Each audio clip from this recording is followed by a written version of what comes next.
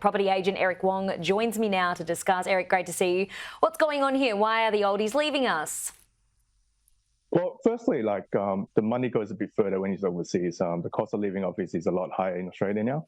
So, I mean, for the same dollar, you can, go like 3 or 4 times as much when you're overseas. And the property there is a lot cheaper. So if, you sell an average home here in Australia now, you get around $2 million. And you take that money, you go overseas, you can buy a really nice, brand new apartment for, say, 500,000. You still got $1.5 million to spend for the rest of your retired life.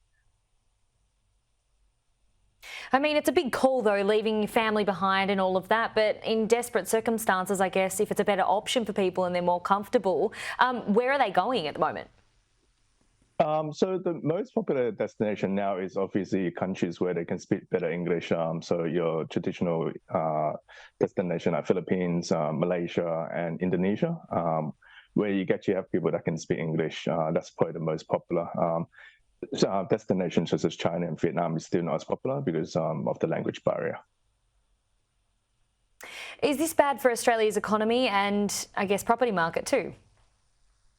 I mean, it's twofold. I mean, some people do say if there's more property supply on the market, like more people retire and sell their home, then there'll be more supply and the property market the price might be less for first-time buyers. So it's really hard to say for everything. But in terms of the economy, I mean, at the moment, it's if we go overseas, I mean, we can attract people back up from overseas as well. So it's it's hard to say just briefly from that.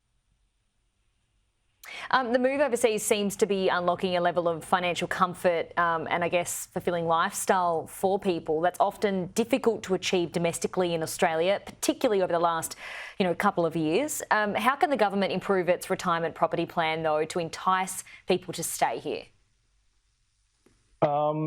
If they can feel more approve more facility, in Australia, it's actually really hard to get a nursing home approved.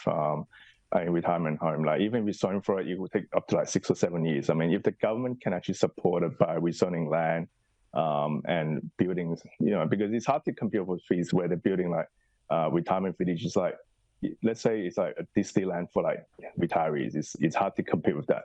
But definitely the government can help by making the approval process easier. Because like you said, many people actually prefer to, if they can, stay here with families and friends than go overseas and be by themselves. But if the overseas option is good, then if all their friends and family are moving to overseas, then that will create a bit of a problem. I was speaking with an older couple just a couple of weeks ago, and they have numerous properties. They've worked extremely hard their whole lives. They're business owners. They've worked hard for their family, given back to the Australian economy. But the land tax that they are having to pay on the properties that they've worked so hard for, they said it's just absolutely not worth it for them at the moment, and it's not their family's not going to benefit in the end anyway. Is the government making it too difficult here for people to basically survive and enjoy their well-earned money? Yes, that is a big problem, especially if you're living off property as a income when you retire, because land tax is one.